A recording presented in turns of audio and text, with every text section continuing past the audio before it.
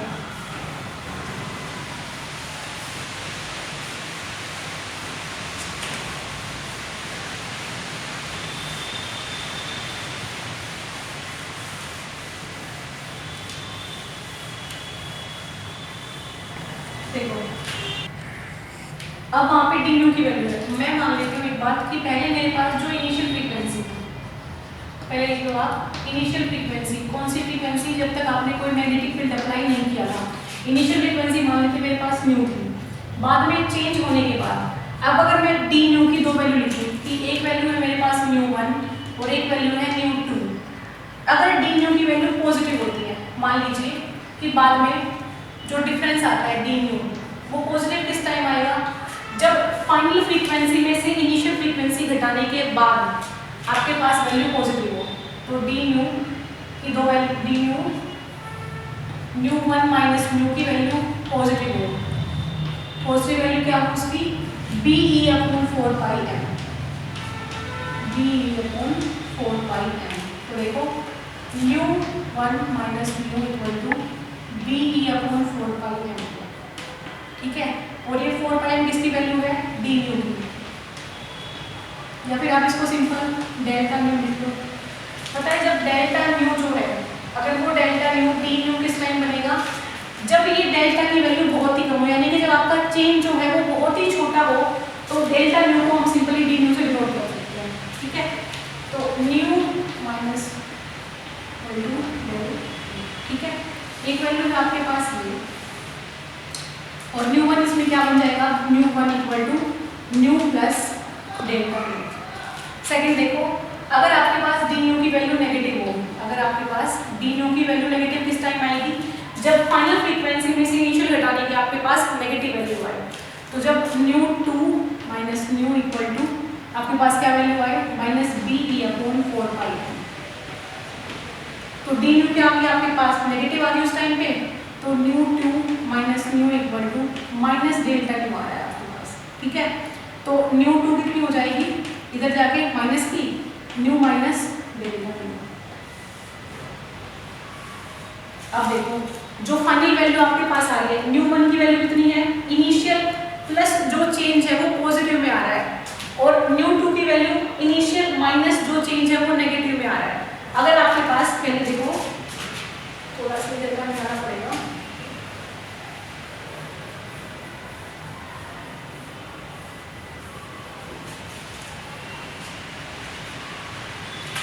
मैं मान लेती हूँ जब उसके अंदर सिर्फ एक ही स्प्लिटिंग थी, यानी कि जब हमारे पास कोई भी मैग्नेटिक फील्ड अप्लाई नहीं था, यहाँ पे लिखती हूँ नो मैग्नेटिक फील्ड, जब आपके पास कोई भी मैग्नेटिक फील्ड अप्लाई नहीं था तो केवल और केवल हमारे पास एक ही स्प्लिटेंस थी, यानी कि केवल एक ही लाइन आपको दिखाई देती थी ट्रांजिशन के बाद, और इसकी फ्रीक्वेंसी कितनी थी, न्यू। लेकिन जब आपने मैग्नेटिक फील्ड अप्लाई कर दिया तो इसकी न्यू फ्रीक्वेंसी में कोई ना कोई चेंज हुआ, और वो